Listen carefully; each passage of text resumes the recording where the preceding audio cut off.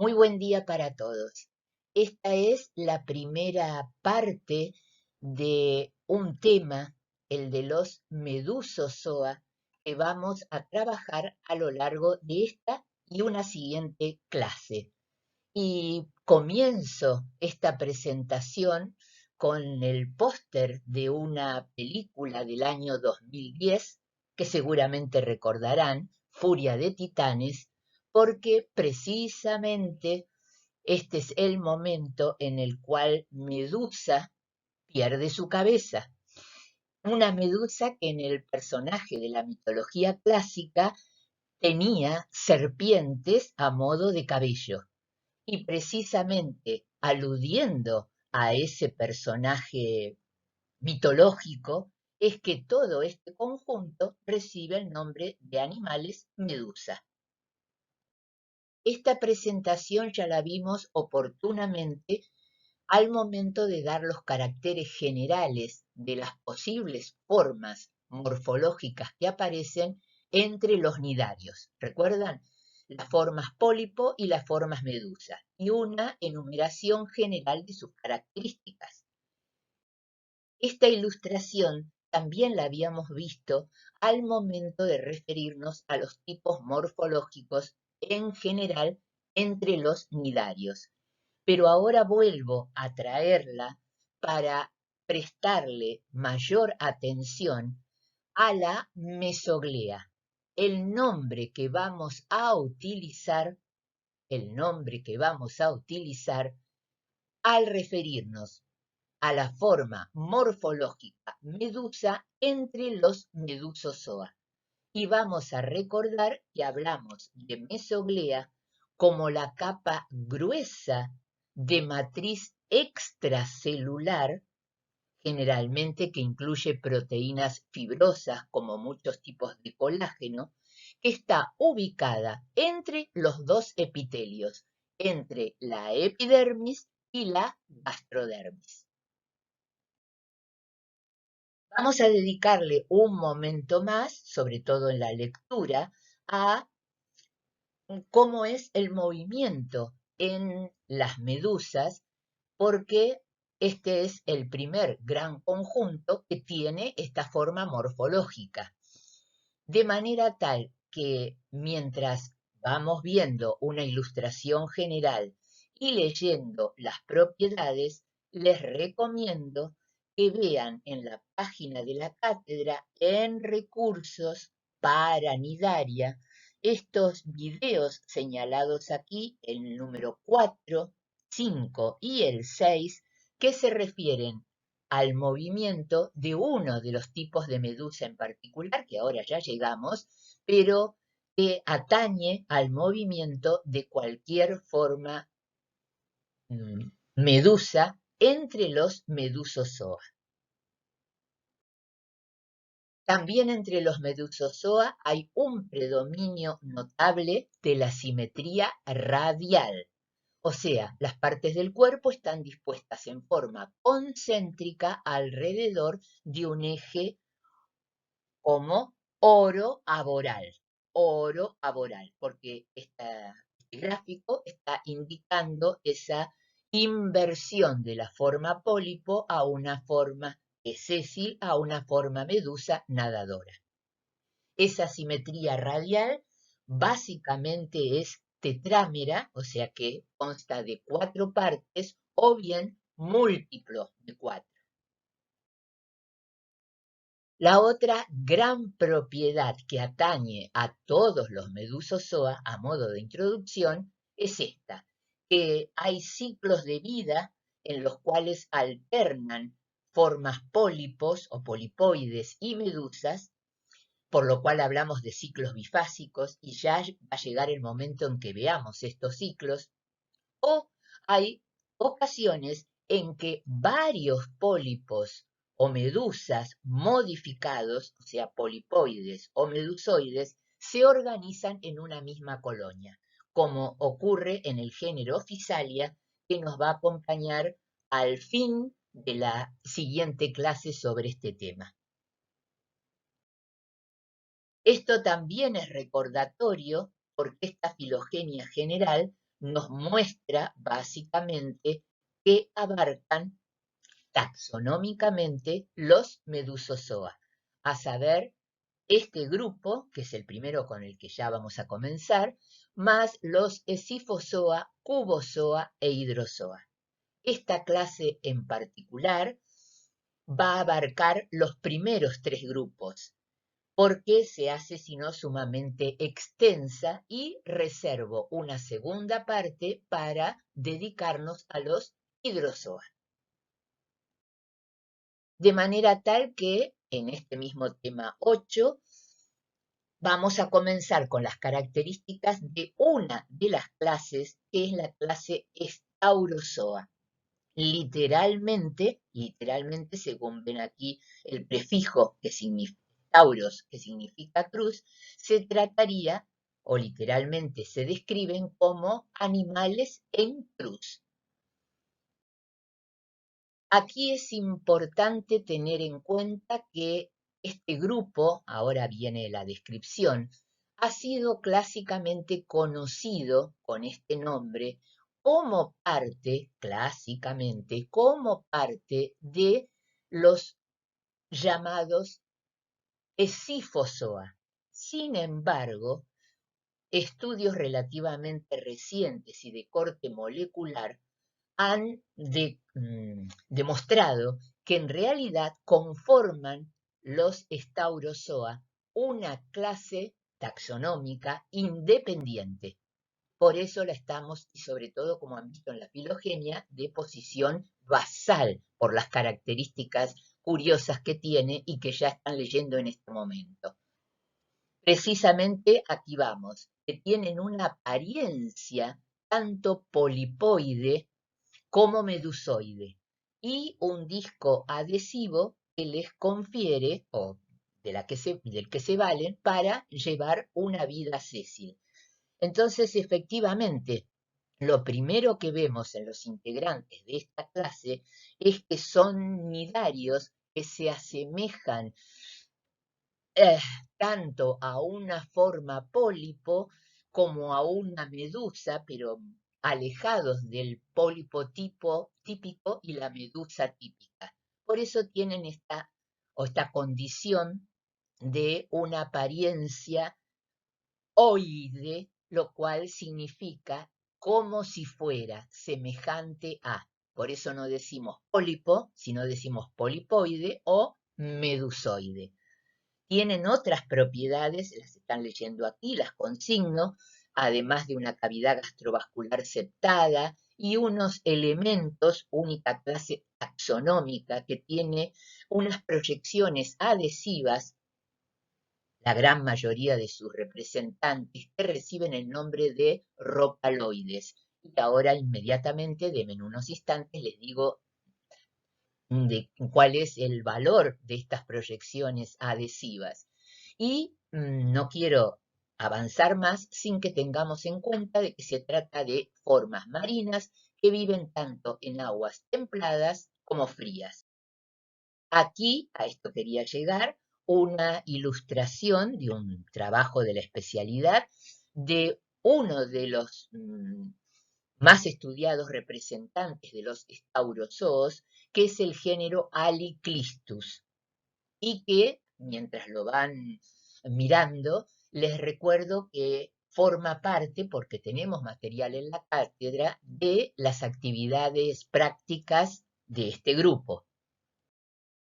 Ese género Aliclistus, aquí enumero en particular las propiedades específicas del género que atañen a todo el grupo, como tener 4 planos longitudinales de simetría, de manera que la simetría es radial, octómera. Hoy decía más temprano que la simetría es tetrámera o bien con múltiplos de 4. Bueno, aquí está el caso. Y esto básicamente es, sobre esa simetría radial octómera, la descripción del aspecto general de esas 8 prominencias. Lo tienen todo esto en sus textos, pero lo dejo aquí como para que lo sigan observando.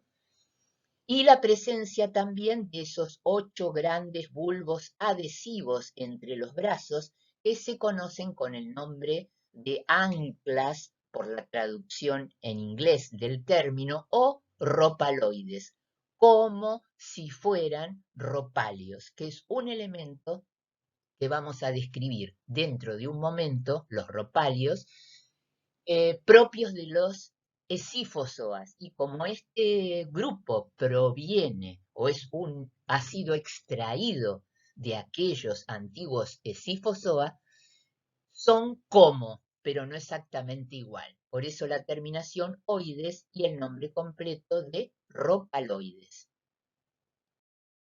Aquí otra figura de ese mismo género Aliclistus, del que podemos agregar, a eso venía mi anuncio hace unos momentos, que se trata de, así como pequeñas y sésiles que son, se trata de animales que tienen hábitos carnívoros, precisamente valiéndose de esos ropaloides de condición adhesiva.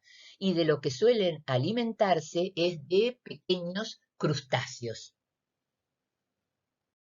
En este caso, otro género representativo de los staurozoas es el género Lucernaria y que tiene, además de como ven ustedes en estos especímenes en vivo, diferentes tamaños, la otra propiedad, por eso es bastante distintivo, es que vive en profundidades de casi 3.000 metros, de manera tal que hasta el momento es la estauromedusa o el género de estauromedusa conocido a mayor profundidad.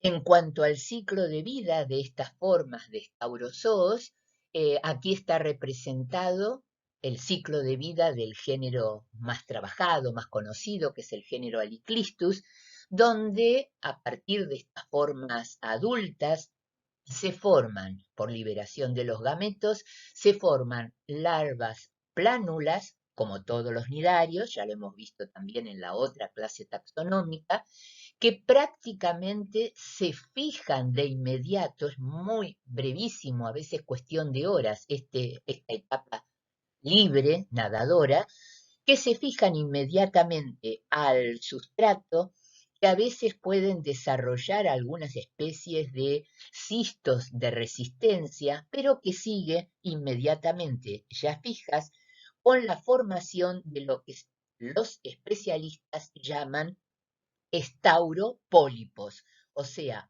polipoides que forman parte del ciclo de vida de los staurozoa, estauropólipos, que van desarrollándose y que van tomando las propiedades y características vía metamorfosis de esas formas adultas que describimos momentos antes.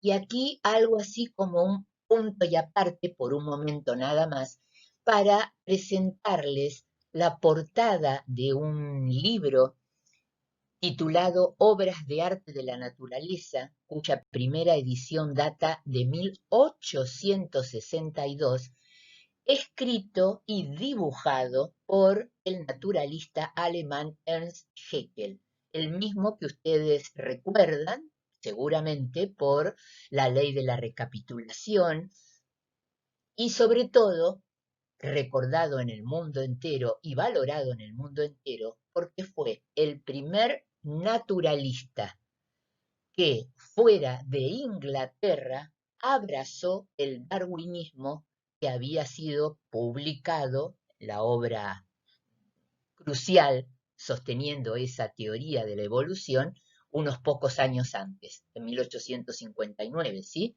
Bueno, pues este naturalista, embriólogo, eximio dibujante y observador, entre sus muchas tareas, publicó esta especie de atlas descriptor, como estoy diciendo, de obras de arte de la naturaleza.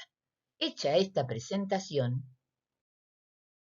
aquí una página de lo que hoy estamos llamando estaurozoos, y aquí una fotografía, básicamente, de una forma en la cual quiero que vean ni más ni menos que la tremenda semejanza en la observación entre una cosa y la otra.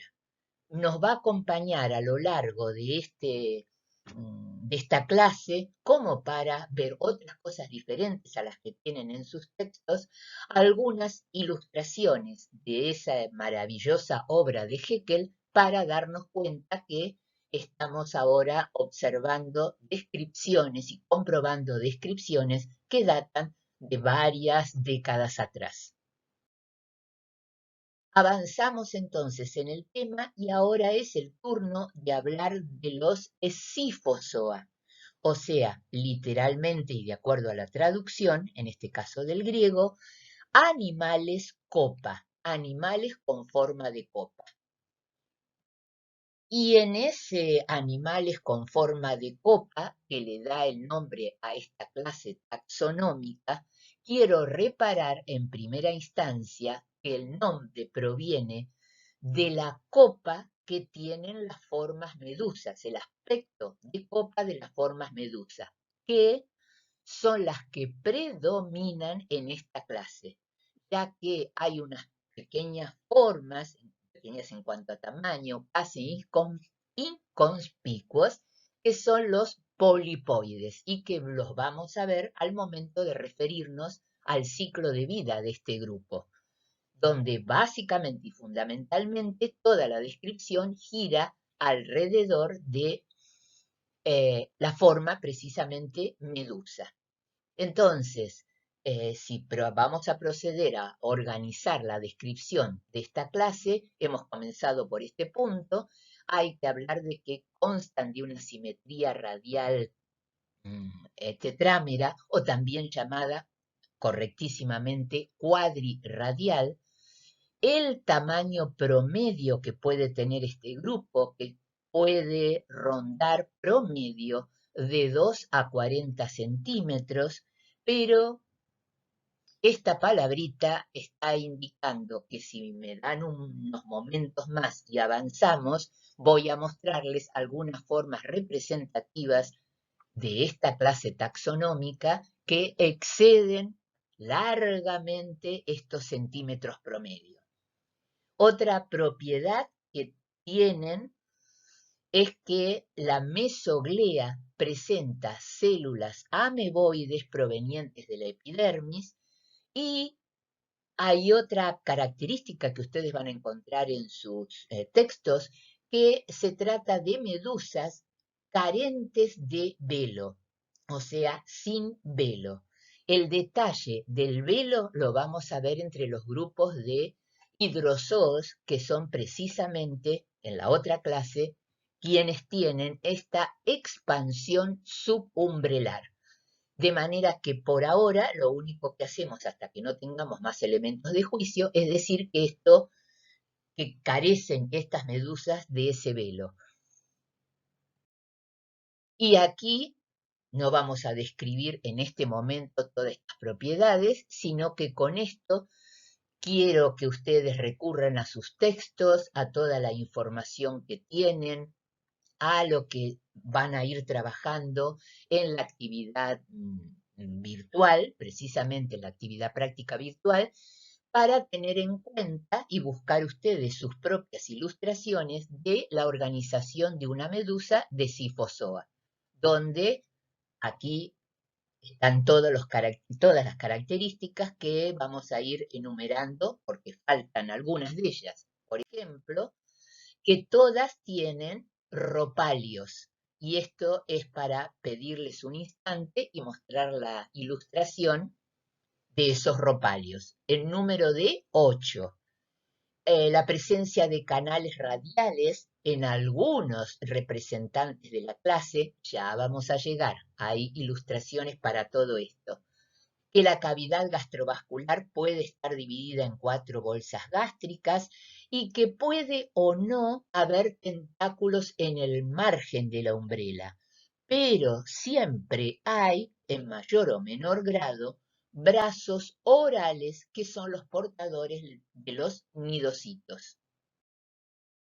Aquí entonces un gráfico que viene también en todos sus textos, no únicamente aquí, de un rocalio, o sea, un elemento epidérmico que cumple funciones sensoriales relacionadas incluso con el equilibrio. Fíjense que todo esto es una serie de envolturas o caperuzas epidérmicas que envuelven a un ocelo, también de naturaleza epidérmica, o sea, un elemento fotorreceptor y un elemento o estatocisto propio del equilibrio. Y aquí, como también les muestran sus textos, sin necesidad de estar explicando cuánto es el nombre de cada una de estas partes, para así fácilmente distinguir la presencia de aquí de elementos ocelares y aquí de ese elemento estatocisto o propio del equilibrio. Lo anterior era un gráfico y esta una microfotografía.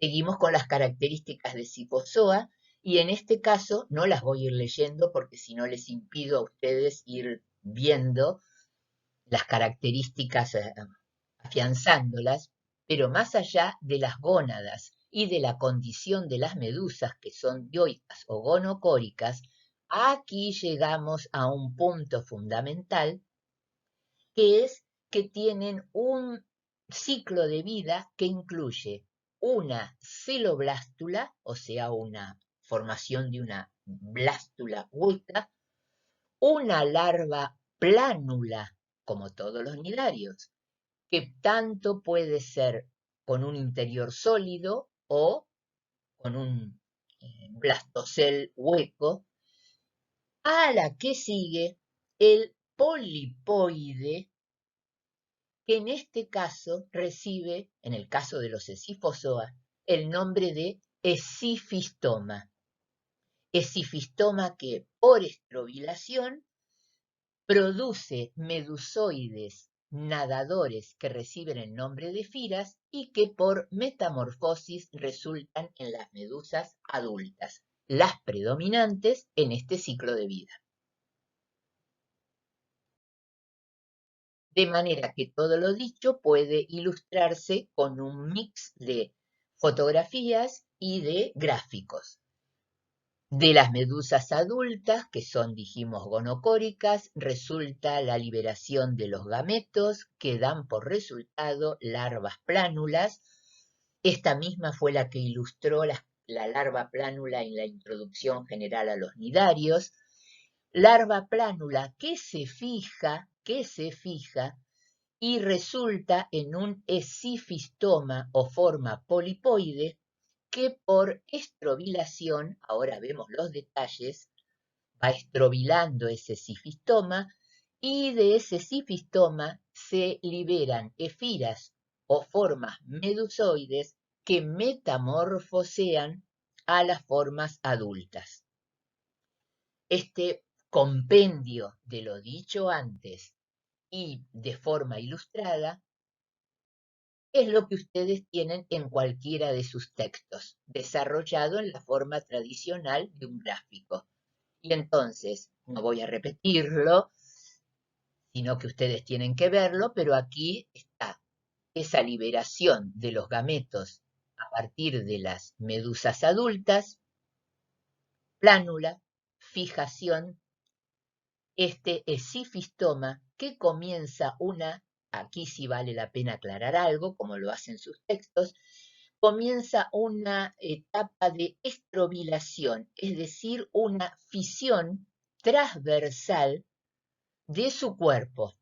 A medida que se va estrobilando, van produciéndose nuevos elementos, nuevos estróbilos, que en realidad lo que está marcando aquí es que se liberan en el disco oral de ese esifistoma, por eso el nombre esifistoma se escinde en la boca. Eso quiere decir que ese producto de la estrobilación se libera, fíjense si ustedes lo miran bien, es como si fuera la yema medusoide invertida.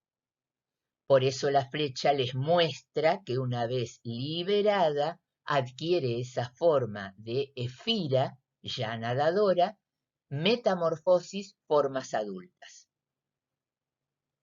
Y aquí otro ciclo de vida de los sifozoos en un grupo particular, en este momento no importa, pero donde la alternativa está, si ustedes siguen, la larva plánula, ese sifistoma que se fija y comienza a desarrollarse y que puede dar lugar a podocistos, que no son ni más ni menos que minúsculas porciones de epidermis y de mesoglea que provienen del discopedio de ese sifistoma y que se desarrollan por supuesto, y se consideran como estados de dormancia o estados latentes. Ahora entonces, con esta generalización de las características de los sifozoos, vamos a puntualizar un poquito más y ordenar la diversidad de esta clase taxonómica en grupos. Aquí son los 3 grupos que vamos a ver en este mismo orden y aquí representantes generales. Allá vamos. En los Rhizostomida, y pongo la categoría taxonómica para evitar que ustedes se pregunten o consulten, pero como ya he dicho en otras oportunidades, es nada más qué categoría taxonómica tiene, es nada más que un detalle. Lo importante es que ustedes sepan que dentro de la clase Scyphozoa aparecen un agrupamiento que es el de los Rhizostomida. Si quieren, orden Rhizostomida. Aquí enumero las propiedades, igual que lo hacen sus textos, nada más que de manera tal que ustedes con esto puedan ampliarlo en sus libros, porque tienen la cavidad gastrovascular no septada, esos brazos bucales tan característicos son festoneados y soldados entre sí, con lo cual se obtura la boca y resultan en lo que se llaman ostios en las líneas de suturas de esas soldaduras.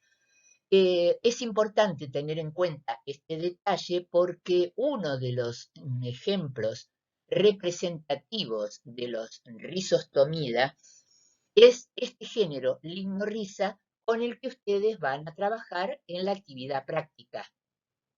De manera tal que vale la pena tener en cuenta esta caracterización porque las van a ver en los propios materiales que les ofrecemos. Además, este conjunto no tiene tentáculos marginales, son de aguas tropicales y aquí, además del mencionado, aparecen otros 2 géneros representativos. Sobre todo este, donde estoy anunciando que tiene, wow, hasta 2 metros de diámetro de la umbrela, lo vamos a ver casi inmediatamente. Aquí una representación de una forma de rizostomida. Si ahora ven esta fotografía, se dan cuenta que el género que hace un momento mencioné con presencia de podocistos responde a un representante de este grupo. Aquí un gráfico como el que tienen en sus textos para mostrar esa condición, esas soldaduras de los brazos orales y los numerosos ostios que aparecen. Aquí otra hermosa fotografía de un representante del grupo. Y aquí un representante de un género particular al que nos referíamos con una umbrela de casi 2 metros de diámetro promedio y hasta 200 kilos de peso total seco. Caramba, bueno, la presencia del buzo científico explorador nos da una referencia de esta forma y una fotografía que fue presentada oportunamente en un simposio sobre la biología de este curiosísimo género y especie, que es muy frecuente en el Pacífico asiático. Aquí fotografías de un género particular dentro de los Rhizostomida, el género Limnorhiza y particularmente la especie Limnorhiza lucerna, que tiene la propiedad de haber sido estudiada en sectores aledaños a nuestras costas, precisamente de la provincia de Atlánticas, de la provincia de Buenos Aires, y al que me refería que prestemos debida atención porque tenemos material en la cátedra, de manera que ustedes van a trabajar con la descripción del material que allí les ofrecemos y donde precisamente van a detectar esos ostios de los que estábamos hablando al principio en la caracterización del grupo. Pasamos a otro orden taxonómicamente hablando, el de los Semeostomida. Fíjense que la AE la leo E, Semeostomida. Otra vez las características de la cavidad gastrovascular, cómo son los tentáculos orales, aquí hay tentáculos marginales, las gónadas en forma de herradura, y particularmente, si bien no tenemos representantes en la cátedra, de esto aquí hay algunos ejemplos que son nada más ni nada menos que los que más se mencionan en sus libros, en especial si tienen muy visto el género Aurelia, aquí en vivo representantes de ese género Aurelia y esas gónadas en herradura, en la cavidad gastrovascular, la que estábamos mencionando, porque otro representante de este género Aurelia, ya vienen las primeras descripciones del género en aquel famoso libro que mencioné en un momento de Ernst Haeckel, donde fíjense que pone un poco de acuarela de color para dar aún más arte a las formas, que ni más ni menos, aquí hay varias, de Sifozoa, pero particularmente yo agregué para que lo ubiquen el género Aurelia. También dentro de este grupo aparece el género Cinea, que es, lo pongo, porque tiene la peculiaridad de llevar precisamente el nombre vulgar de melena de león ártica, porque sus tentáculos alcanzan, aquí incluso están cortados como verán, porque si no, no alcanzaba toda la presentación, pero sus tentáculos miden casi 40 metros de longitud total. Y les decía que es sumamente trabajado Aurelia porque es para referirse al ciclo de vida de el total de las cifozoos, siempre se cita, por ser el más conocido, el más trabajado, siempre se describe y se cita el ciclo de vida de Aurelia. Prueba a la vista, sacado de un texto de biología general,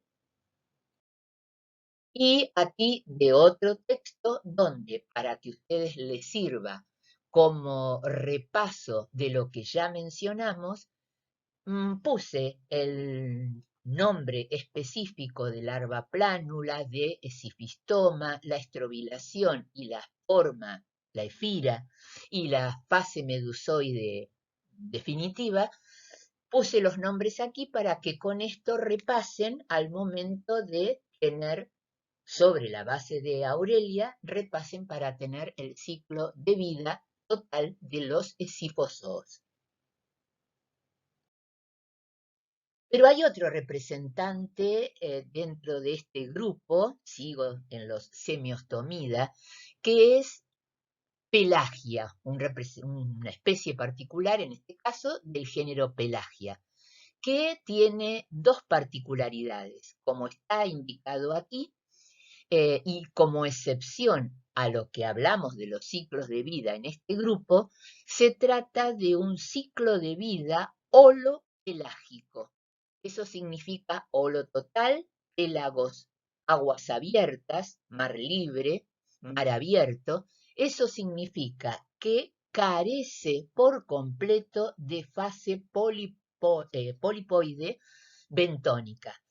Carece por completo de sifistomas. Solo se da el ciclo en aguas abiertas. Se lo llama holopelágico. Pero dije que tenía dos peculiaridades esta fotografía y que por eso la traigo. Una, acabo de mencionarlo. ¿Cuál es la otra?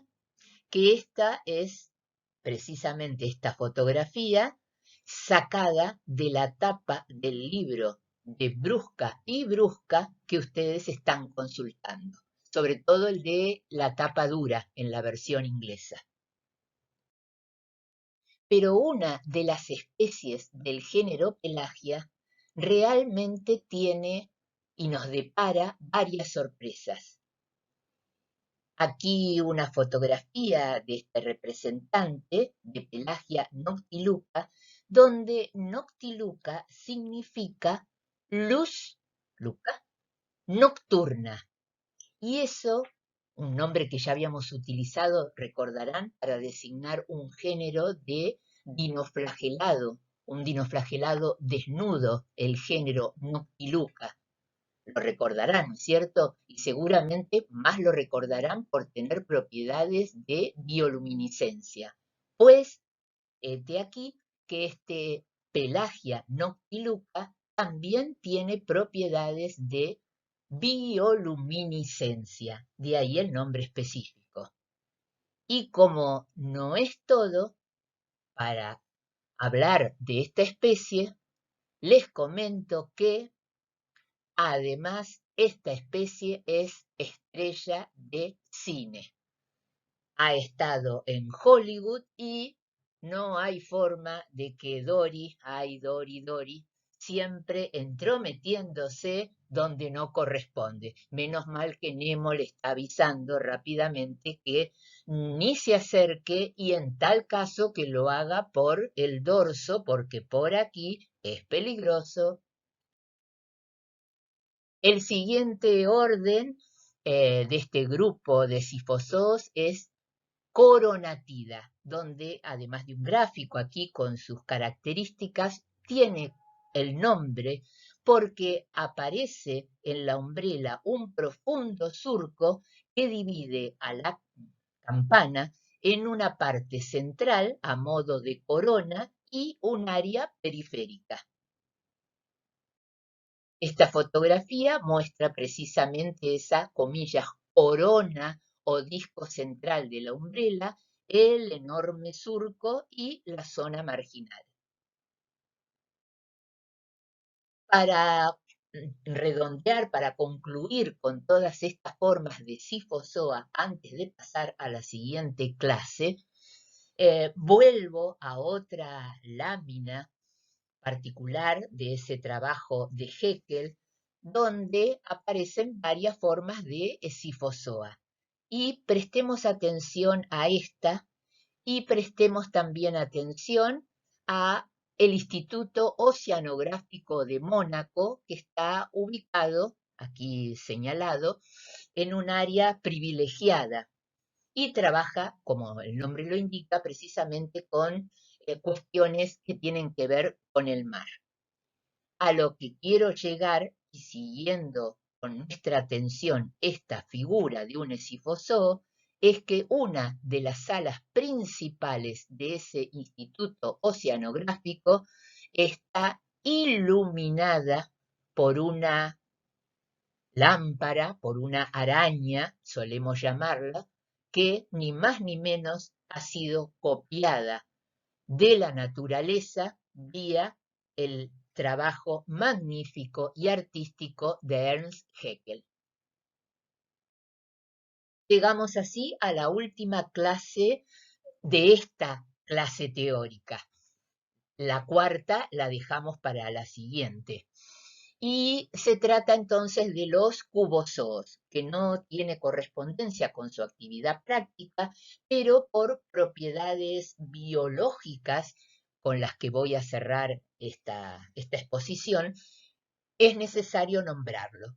Y básicamente La forma, ya nos estamos dando cuenta, es de un animal con forma de cubo, de ahí su nombre. Aquí, otra vez, las páginas de esa obra de arte nos deleitan mostrándonos figuras en las cuales aparecen cubozoos.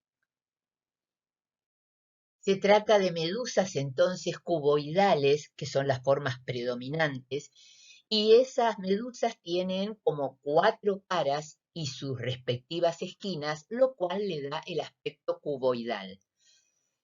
Tienen una simetría radial tetrámera, tienen velario, que es una extensión subumbralar análoga al velo. Eso significa que se diferencia del verdadero velo que vamos a ver entre los hidrozoa, porque este velario, solo está constituido por epidermis y no tiene ningún eje de mesoglea como sí tiene un verdadero velo. Reparemos o prestemos atención en el tamaño reducido de la umbrela, que por excepción puede alcanzar alrededor de 15 centímetros, pero en realidad el tamaño promedio fluctúa entre 2 a 4 centímetros. Aquí, para mostrar, los tentáculos están cortados para que entre la ampliación en la diapositiva, para mostrar sobre todo el velario y para indicarles que hay también ropalios. En efecto, hay 4 ropalios que están provistos de ojos, o sea, de estructuras fotorreceptoras tan complejas que incluso desarrollan lentes.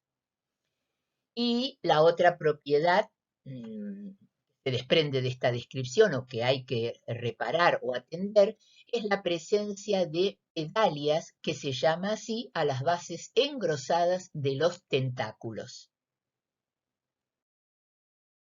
Aquí un diagrama diferente al que tienen ustedes en sus textos, donde está sumamente reducido y está bien, porque como les decía, no es necesario ahondar en tantísimos detalles morfológicos, acompañados aquí por una fotografía. Y de un trabajo en particular dedicado a este tema, un representante de Cubozoa del género Tripedalia, donde el detalle de los ropalios, ahí están, es que mostrar al lector, y ustedes para que lo vean, a modo casi anecdótico, pero que vean, es el poderoso elemento fotorreceptor, decía, dotado de lentes superior e inferior que le dan realmente el aspecto de un, comillas, ojo muy desarrollado. El ciclo de vida de los cubozoos es también peculiar, porque la fase polipoide es solo larval, porque no hay de ninguna manera estrobilación y se transforma directamente en medusa. En este gráfico, además de volver a reiterar peculiaridades morfológicas, lo incluyo porque es prácticamente la única figura que tenemos a mano para mostrarles cómo el esifistoma ya prácticamente tiene el formato de una medusa y solo se termina de invertir y desarrollarse sin presencia alguna de etapa de estrobilación. Con las peculiaridades de este grupo, llegamos al punto en que son voraces carniceros, que viven tanto en aguas tropicales como subtropicales.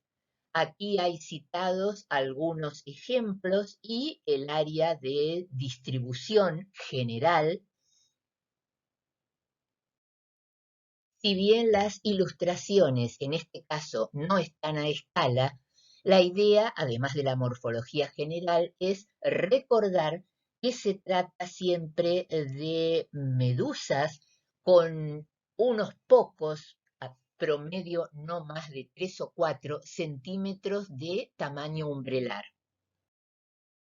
Y ahora vamos a prestar atención un poco más a una de esas especies enumeradas, cuál es Chironex fleckeri, y precisamente representada en este caso en la cartelería de advertencia en costas australianas. ¿Y por qué?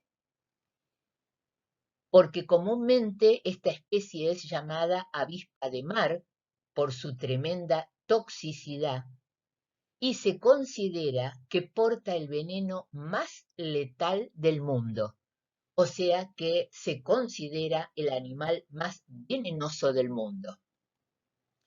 En realidad, esta forma, pese a su tamaño diminuto, tiene tentáculos muchos y de entre 4,5 hasta 5 metros de largo, lo cual hace que se trate de formas que aparentemente invisibles por la umbrela estén, tal como indica precisamente la cartelería, entre comillas, acechando al desprevenido bañista que se interne en las aguas donde abunda Chironex fleckeri. En esta presentación, más que los resultados, los menores resultados posibles de una picadura, quiero mostrarles o que prestemos atención a la descarga de cualquiera de los innumerables nidocistos que se encuentran a lo largo de todos los tentáculos o los manojos de tentáculos en cada una de las 4 esquinas y que liberan, decía, rápidamente esa toxina que perfora y se aloja en los capilares sanguíneos. De manera que esto es lo menos que puede dar como resultado las picaduras de esta medusa, y el máximo es, como están sospechando y como les comentan en sus textos, la posibilidad de que lleve un ataque masivo, lleve a la muerte del bañista o buceador o nadador. Y así como hay esquifozoos en Hollywood, también hay cubozoos, en este caso participando de una de las últimas escenas del film Siete Almas. Nos vemos entonces en la siguiente clase.